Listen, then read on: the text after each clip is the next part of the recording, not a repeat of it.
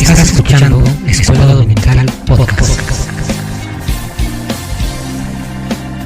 Agradezco a Dios por la grata oportunidad que tengo de compartir con ustedes en esta oportunidad un tema muy especial, muy interesante, la vida de un enviado de Cristo.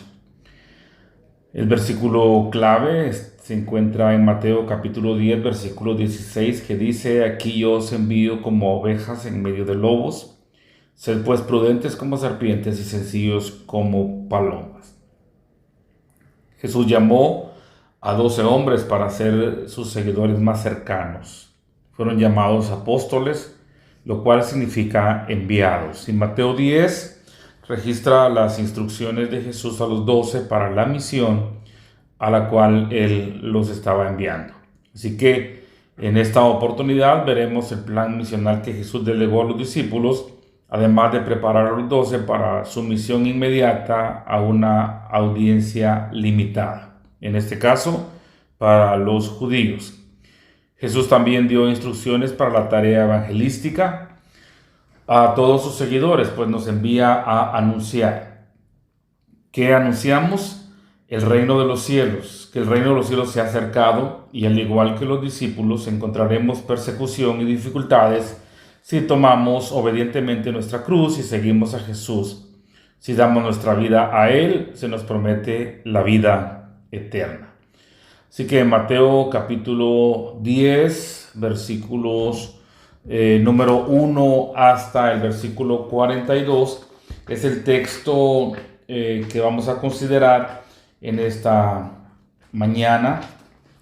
Una mañana muy especial, ¿verdad? De 31 de diciembre. El año está terminando prácticamente, y creo que hasta aquí Dios nos ha ayudado. El texto de Mateo capítulo 10, versículos 1 al 4 dice: entonces, llamando a sus 12 discípulos, les dio autoridad sobre los espíritus inmundos para que los echasen fuera y para sanar toda enfermedad y toda dolencia. Luego en los versículos 2 y 13 nos dan los nombres de los discípulos hasta el versículo número 4 también incluye. Versículo 5 dice: a estos 12 envió Jesús y les dio instrucciones diciendo: por camino de gentiles no vayáis, y en ciudad de samaritanos no entréis, sino id antes a las ovejas perdidas de la casa de Israel. La verdad es que uno de los puestos más solicitados en un gobierno es el de embajador internacional, creo yo.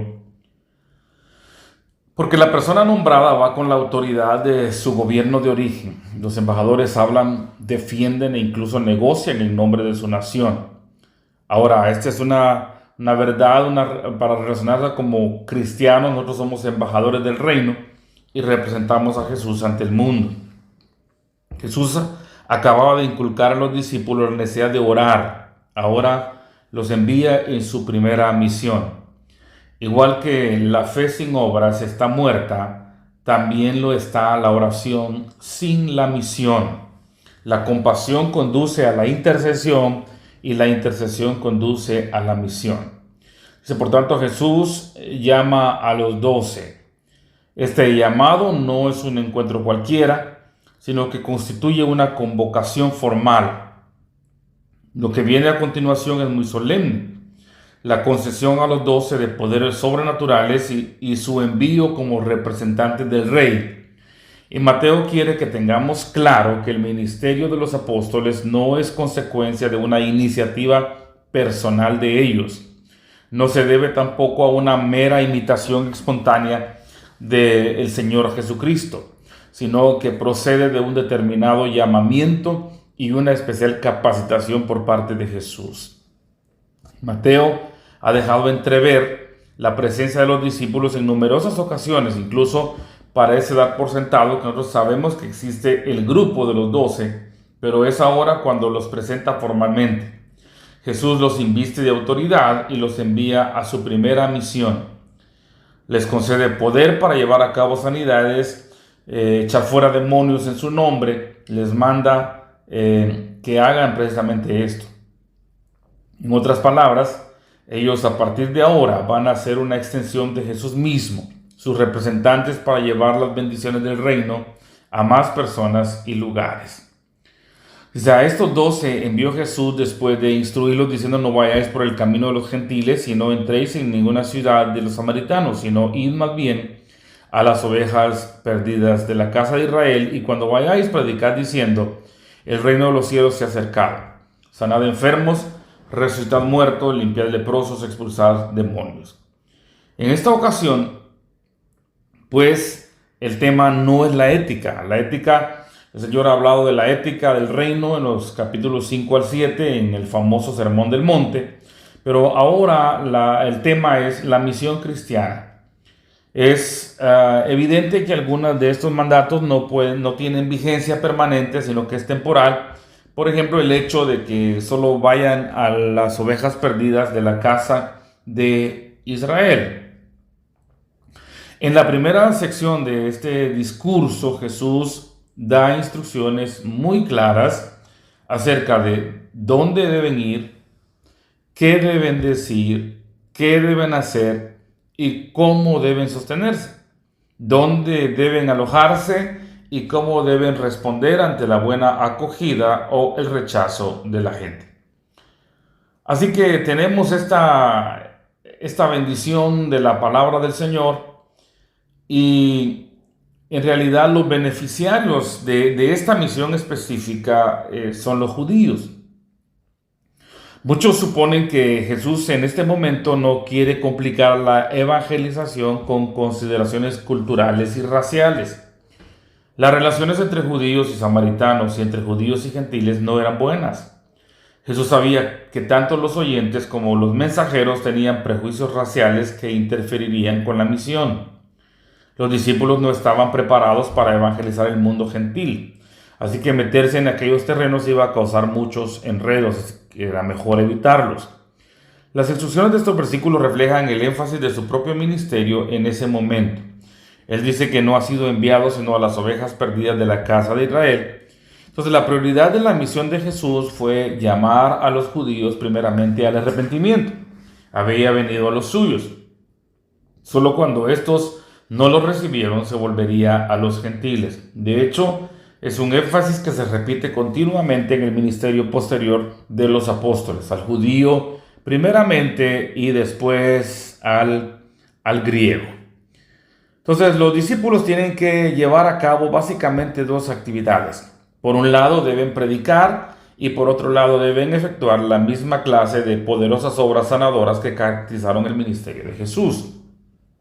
La palabra predicar es sinónimo de la palabra heraldo, es decir, los discípulos no salen bajo su propia autoridad para anunciar un mensaje que ellos mismos se han inventado. Salen en nombre del rey para proclamar y publicar sus decretos. También es una predicación de arrepentimiento, una predicación de compromiso. Sin duda, da a entender que los discípulos deben proclamar el mismo mensaje que predicó Juan el Bautista y el mismo mensaje que predicó también nuestro Señor Jesucristo. El rey ha venido y así que los suyos deben decidir lo que harán con él. También les dio autoridad para sanar enfermos, resucitar muertos, con el fin de demostrar de una manera irrebutable que el reino de los cielos se ha acercado. Y por supuesto, estas señales son incuestionables para validar realmente lo que constituye el mensaje y la misión de Jesús. No es otra que la misión del Mesías y que con él se nos ha acercado el reino de los cielos. Pero no debemos perder de vista otro significado del contexto. Mateo ya nos ha dicho que esta misión es una iniciativa que brota de la compasión de Jesús. Jesús dice que vio a la gente, a las multitudes como ovejas que no tienen pastor y tuvo compasión de ellas. Así que los discípulos deben sanar a la gente, deben hacer esas obras maravillosas. Dios los dio autoridad, los comisionó, pero no solamente para validar un mensaje o para validarlos a ellos como enviados, sino sobre todo como con la compasión. Entonces, si no comprendemos esta doble motivación, podemos intentar manipular o manejar el poder de Jesús con una sola intención, de repente hacernos un nombre, tener prestigio, olvidando que lo que más nos califica para ser siervos suyos es que compartamos sus sentimientos, su corazón, sus valores y reflejemos sobre todo, pues eso, su misericordia. Ya hemos visto que la finalidad del ministerio sanador de Jesús no fue deslumbrar a la gente, no fue ganar prestigio personal, no fue atraer multitudes mediante el espectáculo religioso. Él rehuía de la aclamación popular. Quería llevar a cabo los milagros en secreto y se alejaba cuando la gente le adulaba. Entonces, al enviar a los discípulos, no les pide que hagan todo lo contrario. Deben sanar enfermos porque el rey desea la plena salvación del pueblo, pero deben hacerlo porque la primera marca del reino, repito, es la compasión. Luego dice el texto de Mateo capítulo 10, versículo 11 al 15, y en cualquier ciudad o aldea donde entréis, averiguad quién es digno en ella y quedaos ahí hasta que os marchéis. Al entrar en la casa, dadle vuestro saludo de paz, y si la casa es digna de vuestro saludo, la paz de paz venga sobre ella, pero si no es digna, que vuestro saludo de paz vuelva a vosotros. Así pues, en cuanto a su ropa, su comida, sus provisiones generales durante la misión, los discípulos deben confiar en la provisión de Dios, que sin duda será suplida a través de aquellas personas que respondan positivamente ante su predicación. Pero, ¿qué de su alojamiento? ¿Dónde van a dormir? ¿Dónde van a asearse? ¿Dónde se van a bañar? ¿Dónde van a descansar? En este punto, las instrucciones de Jesús nos parecen un poco atrevidas para nuestro contexto, pero recordemos que en aquel entonces existían pocos hoteles, pocos hospedajes, y con frecuencia estos eran de mala reputación. Entonces, si los discípulos se alojaban en ellas, limitarían mucho su movilidad y también su misión quedaría salpicada por la mala fama de su residencia. Por otro lado, como ya sabemos, la tradición hebrea, basada en las leyes como Levítico, establecía que todo judío debía estar dispuesto a ofrecer su casa a cualquier paisano con necesidad de alojamiento. Entonces, en nuestros días, pues alojar a alguien quizás represente un problema y también nos da desconfianza. En aquel entonces era un privilegio y una muestra de que uno era temeroso de Dios. Entonces, los discípulos no pueden buscar un alojamiento público, deben hacer indagaciones acerca de los habitantes de cada localidad a fin de alojarse en casa de personas dignas. Es de suponer que con estas palabras Jesús no quiere decir que deben alojarse con los más ricos, los más educados, los más divertidos, los más religiosos, sino con los que temen verdaderamente a Dios. Y Jesús les manda que no se muevan de donde los reciben, a menos que los corran, ¿verdad? Y que estén ahí todo el tiempo que van a estar en esa comunidad. Y si en alguna casa no lo reciben o en alguna ciudad no lo reciben, ellos deben dramatizar que ese rechazo implica también rechazar a Dios y deben sacudir el polvo de los pies. Los judíos, al atravesar territorio gentil, luego al ya ingresar nuevamente al territorio israelita, sabemos que ellos tenían que sacudirse los pies porque no querían contaminar la tierra de Israel. El saludo de paz, que es muy interesante aquí, es que los discípulos no deben llevar consigo dinero ni provisiones, no podrán compensar materialmente en la casa donde residan, donde les den alojamiento, pero el hecho de que no lleven cosas materiales no implica que ellos no llevan consigo la bendición de Dios y deben compensar su estancia con el saludo de paz. Esto presupone que para Jesús no se trata de palabras vacías.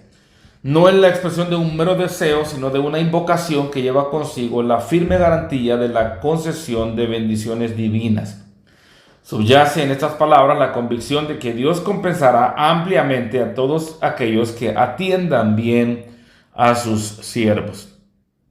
Entonces, el significado de estas palabras no es solamente deseamos paz para ustedes, ni mucho menos venimos en paz, o tampoco quiere decir no queremos conflictos, sino que va mucho más allá. Pues como los discípulos salen con poderes concedidos por el Mesías, no es un mero deseo, sino que es una promesa respaldada por el Dios mismo. Se trata de una invocación del pleno bienestar de Dios sobre la familia que se muestra hospitalaria, hospedadora. Luego, dice, cualquiera que no le reciba, pues, y no oiga sus palabras, salir de aquella casa y sacudir el polvo de sus pies, ya lo consideramos, que sacudir el polvo de los pies era una dramatización del juicio. Aquí no se nos llama a los discípulos a poner la otra mejilla, ni alejarse, ¿verdad? Como si no hubiera pasado nada, sino por el contrario, quienes reciban la afrenta del rechazo, porque no son viajeros cualquiera, sino los emisarios del rey legítimo, deben comunicar a la gente que los ha rechazado la seriedad de este rechazo, ¿verdad? Y lo hacen a través de sacudirse los pies. Quizá a nosotros nos resulte sorprendente que en una misión caracterizada por la compasión de Jesús aparezca una advertencia de juicio y castigo. Pero de hecho suele ser así en la enseñanza de Jesús y en la enseñanza de los apóstoles. El tema del amor de Dios suele ir aparejado al tema de su ira y su juicio. Por ejemplo, en Juan 3:16 encontramos la maravillosa promesa del amor de Dios, que de tal manera amó Dios al mundo, ¿verdad? Y envió a Jesucristo. Pero después el mismo evangelista expresa la otra cara de la moneda, porque dice: el que rehúsa creer en el Hijo no verá la vida, sino que la ira de Dios permanece sobre él. Así que estas combinaciones de amor, justicia, compasión y juicio, misericordia e ira, siempre ha resultado incómoda, pero es el mensaje del Dios de amor. La gente que rechaza piensa sin duda que está libre para hacerlo y que no ha pasado absolutamente nada, pero Dios mismo no ve así las cosas. El rechazo de los mensajeros implica el rechazo del rey que los envía. El rechazo del rey implica a su vez el rechazo del Dios que lo envió a él. Y el rechazo del evangelio representa la pérdida de la única esperanza de la salvación, la única esperanza que existe de la salvación. Entonces la evangelización siempre produce una reacción doble. Algunos, y tristemente suelen ser los pocos, les conduce a la salvación, pero en otros, que normalmente es la mayoría, produce rechazo. Entonces aquellos que reciben el mensaje van a recibir también al mensajero con agrado. Por supuesto, Jesús también les habla de los peligros de ser enviados, ¿verdad? Mirad, dice, yo os envío como ovejas en medio de lobos, sed astutos como las serpientes e inocentes como las palomas.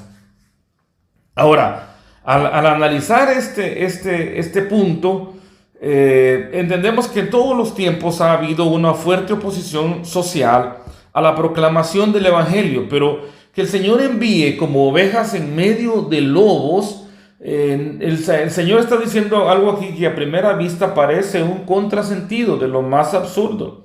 Es perfectamente normal que los lobos ataquen al rebaño. Entonces, son palabras bien serias, porque el buen pastor debe cuidar las ovejas y asegurar su protección, y ahora las está enviando directamente a los lobos. Entonces la comparación aquí es cruda, pero sugiere inmediatamente que Jesús exigía a sus discípulos el mismo compromiso costoso que se exigía a sí mismo. Pero también sugiere que al contemplar a sus discípulos en aquel momento sintió hacia ellos una gran compasión, entendió perfectamente que eran indefensos y comprendió que ellos, como él mismo, tendrían que pagar un alto precio por colaborar con la extensión del reino. Entonces, esto nosotros lo entendemos bien, pero el Señor Jesús también les dice que ellos deben ser como serpientes astutos, y también deben ser sencillos como palomas. Entonces, el hecho de que estemos indefensos en medio de un enemigo cruel no es una invitación a buscar el martirio. Nosotros no somos masoquistas. Las ovejas no han de acercarse a los lobos diciendo: hey, aquí estoy, cómanme por favor. No, al contrario, debemos utilizar toda nuestra inteligencia para no provocar innecesariamente la animadversión de los lobos. Debemos presentar nuestro mensaje con respeto, consideración, compasión y amor, evitando todo motivo de ofensa gratuita. La serpiente pues tiene la facultad de confundirse con la hierba, de mimetizarse en muchos casos, Entonces dice, eso es astucia, ¿verdad? Las serpientes astutas. Y los discípulos, al salir en su misión, deben caracterizarse por sabiduría, prudencia y sensatez. Luego Jesús habla de la persecución venidera, ¿verdad? Dice que nos cuidemos de los hombres porque nos entregarán a tribunales y nos azotarán en las sinagogas y hasta seré llevado delante de gobernadores y reyes por mi causa, como un testimonio a ellos y a los gentiles. Debe entenderse pues que hay rechazo en las autoridades religiosas, en los gobernantes, en la autoridad civil, y luego como digamos para sumar a esto está la oposición de la familia, ¿verdad? Pero el Señor está diciendo, no se preocupen. Imagínense ustedes que estos discípulos, ¿verdad? Como Moisés o como Jeremías también tuvieron temor de hablar. Ahora piensen ustedes delante de jueces que son doctos, con una gran oratoria, y estos hombres sin mucho talento para hablar, ¿cómo se sentirían? Entonces Jesús dice, no se preocupen, no se preocupen porque en esa misma hora el Espíritu Santo les va a dar que hablar. Entonces, hermanos, es el Espíritu, es la presencia de Dios, es la maravillosa Trinidad que estará con ellos y está también con nosotros. Pero les decía que quizás lo más serio es las familias divididas. No que toda la familia se vuelva en contra de uno, ¿verdad? Pero es muy probable que algunos se van a volver en contra, ¿verdad? Y principalmente cuando uno es recién convertido, experimenta ese tipo de rechazo, ¿verdad? El antagonismo de la familia está garantizado. Pero luego el Señor dice que el que persevere hasta el fin.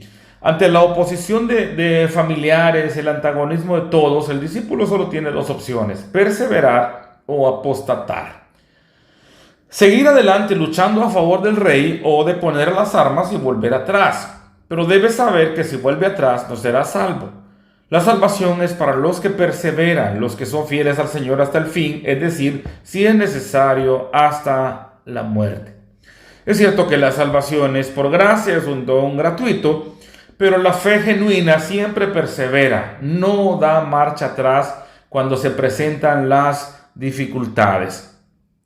Así que, amados hermanos y amigos que están escuchando este podcast, la verdad es que somos llamados, todos somos llamados a una misión. De hecho, fuimos salvos para cumplir, para servir a Dios, ¿verdad? Para servir a Dios, y el mejor servicio que podemos dar al Señor es ser heraldos, es proclamar, es llevar la compasión de Jesús a los que no han conocido al Señor. Y entendemos que en este trabajo, en esta tarea, habrá padecimientos, habrá persecución y que puede ser en algún momento terrible. Pero las consecuencias también de no seguir adelante a causa de la persecución son mucho más severas. Así que con la confianza de que estamos en la voluntad de Dios, con la confianza de que a Dios le agrada lo que estamos haciendo, principalmente cuando cumplimos su misión, su gran comisión, su deseo por salvar a otros, llamar al arrepentimiento a la gente, que vengan al reino de los cielos. Entonces, con la seguridad que estamos agradando al Señor y que no estamos solos, sigamos adelante, especialmente en este año que viene, 2024. Si hay un compromiso, una promesa que podemos hacer es: Señor, te voy a servir. Señor, voy a llevar tu nombre a donde sea necesario. Voy a testificar de ti, porque ese testimonio es real, es verdadero, y en gratitud por todo lo que tú has hecho conmigo. En el nombre de Jesús, que Dios les bendiga y pasen un excelente año. Un abrazo para todos. Dios les bendiga.